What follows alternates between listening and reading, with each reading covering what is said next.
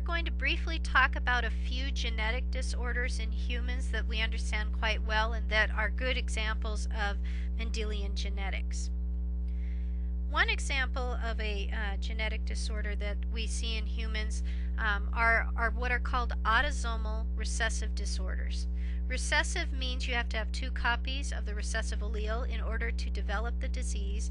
Autosomal is a term you haven't heard before, but it means the gene is located on a non-sex chromosome. You'll remember that we in humans have X's and Y's. Males have an X chromosome and a Y chromosome. Both females have 2 X chromosomes. Those are the sex chromosomes.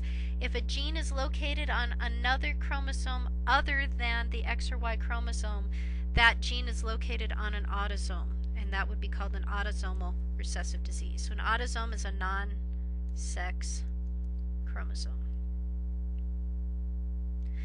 There's lots of examples of autosomal recessive diseases. I'll give you just a few here. Tay-Sachs disease is one example. Tay-Sachs disease is a autosomal recessive disorder that is most commonly seen in individuals of Jewish descent, and it is a neurological disorder that unfortunately is quite devastating. It usually results in the death of a child by the age of about 2 to 3 years old. Another example is cystic fibrosis. And the picture here you're looking at is 2 brothers that both have cystic fibrosis. Cystic fibrosis is another autosomal recessive disorder, and it involves a mutation of a gene that codes for the manufacture of mucus.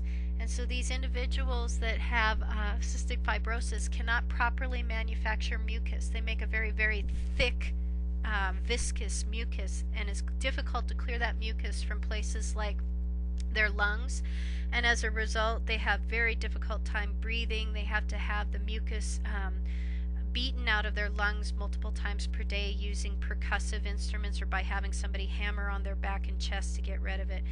Cystic fibrosis patients do not typically live beyond their 20s. In fact, early 20s is usually as long as they live. A third example is phenylketonuria, and this is a disease where individuals have a malfunction in a metabolic pathway that takes the amino acid phenylalanine and converts it into a pigment called melanin. And in individuals with phenylketonuria, they lack the ability to convert the amino acid phenylalanine into melanin, and instead they get a buildup of one of the intermediate molecules and in the metabolic pathway, and this leads to this metabolic intermediate is toxic when it's in high levels in the body, and the buildup of it can cause all kinds of issues for a person with phenylketonuria. Another class of disorders in humans are called autosomal dominant disorders. Autosomal, again, remember, means that the gene is located on a non-sex chromosome. Dominant means that you only need to have 1 copy of the allele present in order to develop the disease, right? I just have to have 1 copy of the dominant allele, and I'm going to have that phenotype expressed. One example of this that I've mentioned previously is Huntington's disease, and this picture shows you an individual, a woman that has Huntington's disease. Huntington's disease is a neurological disease. It usually has its onset in the 30s, 40s, and 50s. Usually when you get the disease, by the time it's diagnosed, you have 10 years or less to live. It's extremely devastating disease in terms of the neurological impairment. It makes so people can't walk, they can't communicate. It affects their mood and behaviors, etc. Another example is neurofibromatosis, which is a disease where you develop lots of masses of tissues in places called ganglia, which are collections of neurons in the body. Another example is something called achondroplasia. This is a type of dwarfism